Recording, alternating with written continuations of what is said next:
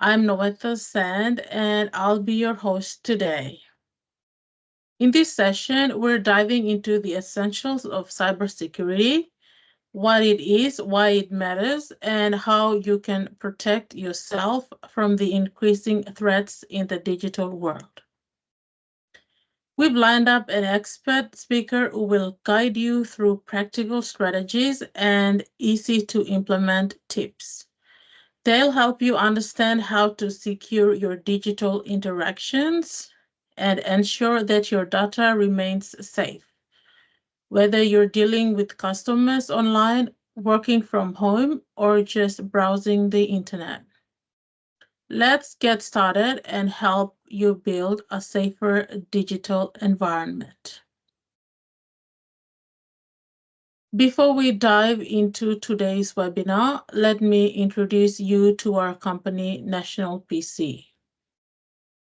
National PC is a leading provider of IT support and cybersecurity solutions. National PC was founded in 2004, and with over 2 decades of experience in the IT industry, our mission is simple: empowering businesses to grow and succeed through technology.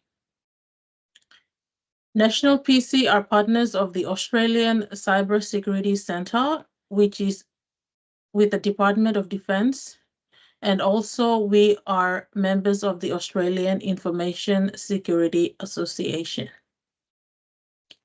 Today's webinar is a part of our ongoing effort to educate and empower users across PNG to improve their cybersecurity practices and protect their digital world. So let's get started and explore how you can enhance your cybersecurity and safeguard your online activities. Now, to delve deeper into the topic, I am thrilled to hand over the stage to Lee Cafford, our founder and managing director at National PC. Lee is a renowned expert.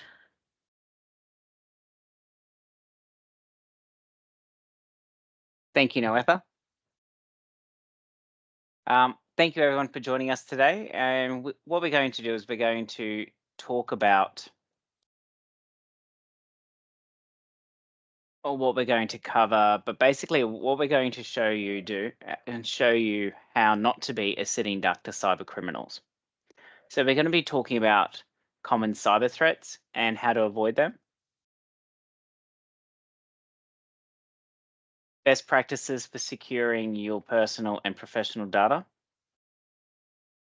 steps to secure your home and office networks, simple habits to enhance your online security every day.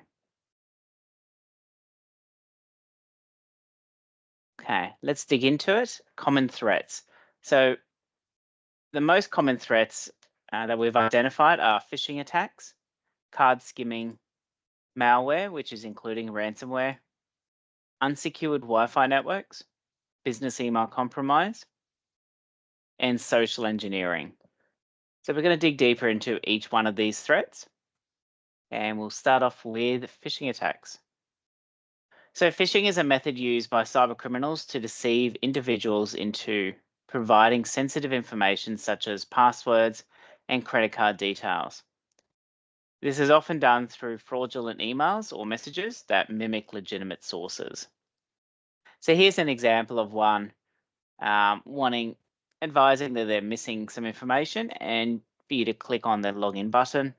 Once you do, it will bring up, this is from a bank, so this will bring up your normal banking login screen. You type in your username and password. That will then get sent through to the cyber criminals, and it will come back with an error saying unable to log you in. So then you keep trying until you realize that unfortunately that's not the actual legitimate site. So how do you prevent phishing attacks? Ways to identify is usually from poor grammar or punctuation. It may not address you by name. It instructs you to click on a link, and it asks for confidential financial information. They'll also confirm the domain name that it's actually coming from as well. Just if it doesn't look right, just simply delete the email and contact the company that has apparently sent you that email. So if it is your bank, your telco, or anything like that. Card skimming is on the rise, and what it is, it's a sophisticated technique to steal or skim data from a customer's card when it's processed through an FPOS or an ATM terminal. More experienced criminals will also try and get customers' PINs at the same time. This is usually done by a camera being installed overhead of the ATM. And then they'll use this to sell the data onto the dark web and withdraw funds later on. So that is what the card insert looks like on an ATM. And what they do is they put over a little reader, like in the bottom photo, over to it. So you won't even know that there's anything wrong with it. So some of the ways to identify this is inspect the ATMs or POS terminals to see if anything is loose, crooked, damaged, or scratched. Don't use any card reader if you notice anything unusual. Pull at the edges of the keypad before entering in your PAN, just slightly, and then cover the keypad when you enter your PIN to prevent cameras from recording your entry as well. Use ATMs in a well-lit indoor area, which are less vulnerable targets. And be alert for skimming devices in tourist areas.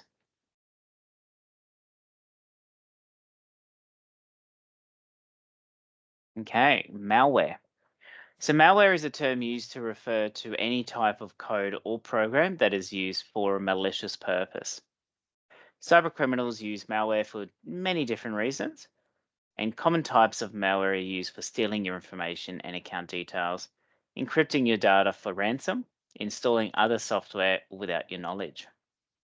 So some of the types of malware is ransomware, which is the biggest one, spyware, Trojan horse, rootkit, adware, virus, keylogger, or worm. Okay, so here's a real example that I located yesterday. So while grabbing some statistics for today's webinar, I went to the PNG's police service website. And while attempting to access that main site, it actually contains malware.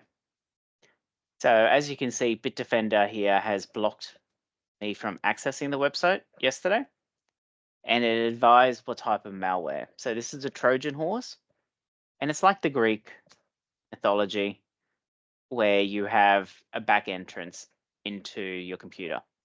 So by visiting the police service website, you then allow cyber criminals to then gain access to your computer without even you noticing. And without latest up-to-date software, you wouldn't even know what's actually occurred. So some of the ways to prevent malware, like I just mentioned, is use antivirus software. Regularly update your software. So this is like your operating system, either Windows or Mac OS. Set up regular backups and turn on multi-factor authentication and use secure passwords.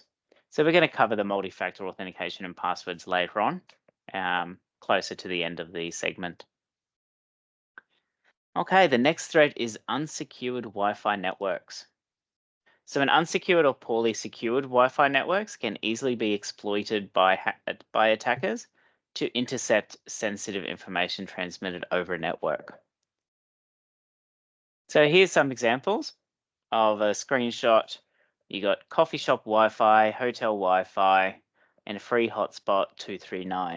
And you can see there is no lock symbol beside it, which means it's unsecured and anyone can join. So you don't know who else is on that network or what type of devices. So most people think, okay, I'm at a coffee shop, I can join a free Wi-Fi network. So they jump on, but there's potentially be computers on the network that are infected with malware. And as malware actually spreads over networks, you're automatically infected now. So some of the things that we can do to prevent attacks on unsecured Wi-Fi networks is use a VPN for all public or unknown networks. So a VPN stands for a virtual private network, and this creates a secure tunnel between 2 points. And you can also use these to show you're in a different location. So a lot of people will use it for security, but as well as privacy. Once again, using antivirus software and being mindful of whose network you are connecting to. If you don't know the establishment and the name of the Wi-Fi network seems a bit sus, do not connect. Okay, the next threat is business email compromise. This is probably one of the largest threats worldwide, and it's a form of targeting phishing. So they will alter invoices from suppliers or businesses with different bank account details for you to pay the money directly to the cyber criminals instead of the business and intercept that money. Once it reaches their bank account, they immediately transfer it internationally outside of jurisdictions of governments, so they can't actually prevent it from actually leaving. Here is an example of one. So see attached our new billing details, click on the invoice, and it will have the new details. So some of the ways to identify this is reputable companies will not call SMS or email to verify or update your information. This includes companies like Amazon, PayPal, Google, Apple, or Facebook. When you receive unsolicited contact from organizations, there are a number of simple things you can do to help protect yourself. Check details such as spelling of the sender's domain name. Double check it very closely because a capital I and a number 1 can look very similar. And comparing it to previous correspondence that you've also received as well. Exercise critical thinking and vigilance when receiving phone calls, messages, and emails. So if you receive a phone call from your local telco and it doesn't seem right, just hang up and call the main number that you're used to calling and speak to someone that way. You can verify their authenticity and go from there. Exercise caution opening messages or attachments, clicking on links from unknown senders as well. And do not provide personal information such as usernames, pins, passwords, passphrases, or secret or security questions and answers to unverified sources. Okay, our last topic on threats today is social engineering. So social engineering, we did cover in the first threat, which is phishing, and spear phishing. So spear phishing is targeted phishing emails to a contact, usually the business owner, a CEO, CFO, to try and grab some information or credentials from that single person. The other one is vishing and smshing. So vishing is where they will call to pretend to be a person of authority. Could be within a business to authorize a payment transfer, or it can simply be the taxation office, anyone that has that you think they could have authority, they can use this type of technology. Mining social media. So this is a big one for phishing attacks. So either on Facebook, LinkedIn, Instagram, TikTok, cybercriminals will go through social media of a person, see where they've checked in, where they've posted, and potentially use that in a phishing attack, maybe from your local cafe. They can create a phishing attack on, they've just created a new loyalty program and asking if you're wanting to join. But in theory, the genuine cafe hasn't done anything other than you posting on social media, cyber criminals seeing that, and then utilizing that to actually to start attacking you with phishing attacks. Now, this may not be over a week. They can do this over a 6-month period, and each different scam can be to grab some further information about yourself. And the last one is the man in the middle attacks. So this is where it impersonates a company by hijacking a secured connection between a browser and a legitimate web server by exploiting a vulnerability. And that is why it's very important to continually update operating systems and software to limit the numbers of vulnerabilities that are on your device. Okay, so we're just going to quickly touch on dark web and what it is. So the term dark web has been around for quite a while, but a lot of people don't actually know what the dark web means. So if we can think of the internet as an iceberg, on top of the water is the World Wide Web. So 4% of the internet content, like public websites such as Google, Amazon, Yahoo, Wikipedia, that makes up 4% of the internet. Below that is the deep web. So this is where internet content not accessible through search engines are located. So like government resources, academic information, medical records, subscription information. That counts for 90% of the internet content. And then this last remaining 6% is the dark web. So it's an encrypted network that you need special software to access. Generally, it's stolen or illegal information, illegal pornography, drug trafficking, and many other illegal sites are located on this area. Now, while it's not illegal to access the dark web, the content and the material that you're accessing could be the illegal part of it. And that actually makes up 6% of the internet. So you're asking yourself, how do you protect yourself? So there's 4 simple things that everyone, if they implement, will protect their digital world. Number 1, multi-factor authentication. Strong passwords, internet security software, and updated software and devices. So let's jump into multi-factor.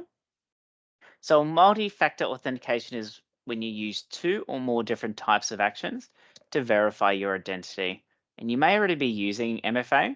For example, when you receive an authentication code by an SMS text message after entering in a password to log into an online account.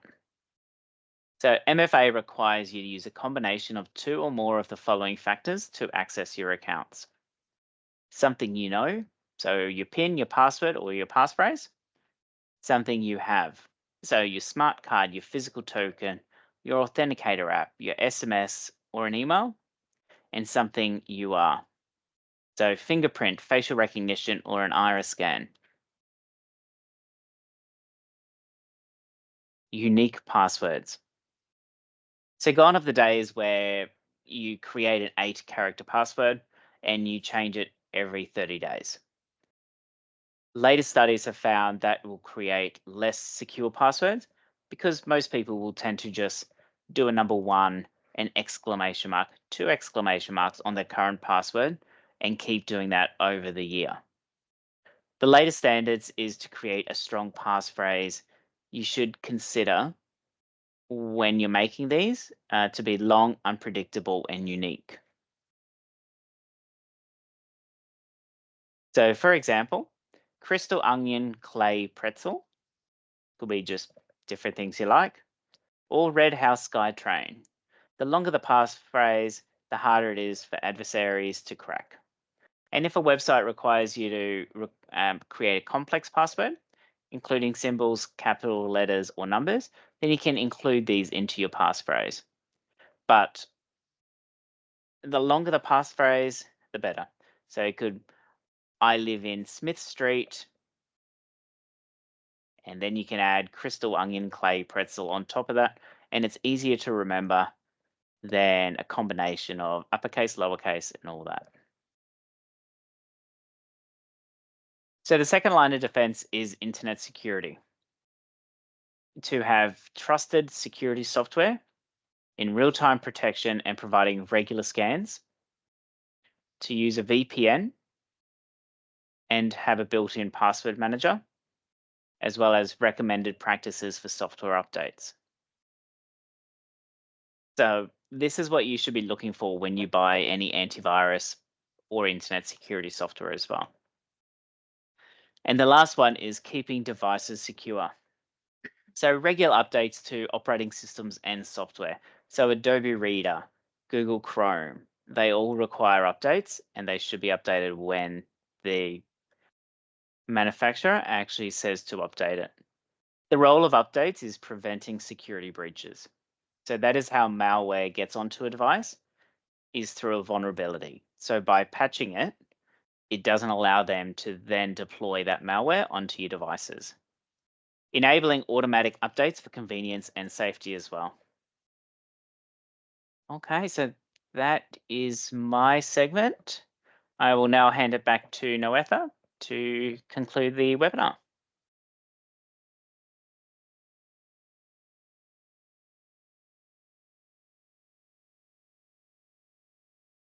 Thank you, Lee, for this information, and I'm sure it has helped our attendees today to better protect their digital world. Now, I would like to open it up to all our attendees today. If they have any questions for Lee, please put it in the chat or click on the raise hand button.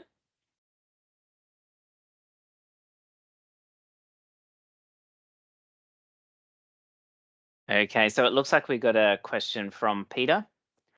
Peter is asking what internet security he should be purchasing. So this is a great question.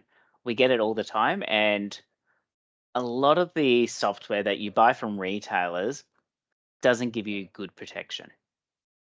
So there's two software that we recommend, Bitdefender and Kaspersky. And you may have never have heard of these because they're not sold in retail stores, they're mostly online. Now we deploy Bitdefender to all of our clients, and we have for the last 10 years. We've never had any issues with them. So Peter, if you have wanting to know more on where to purchase it and all this, simply drop us an email at png@nationalpc.au, and we can send you a link to it. But definitely, Kaspersky or Bitdefender would be our recommendations for that.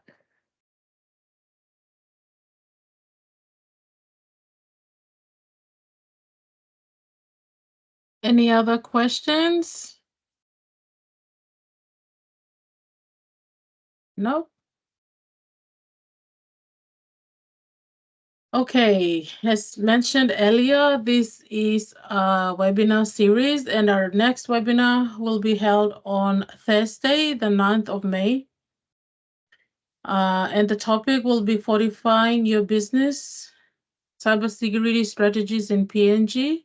And our last webinar in the series will be on the 30th of May on the topic of enhancing business efficiency with remote managed IT services in PNG.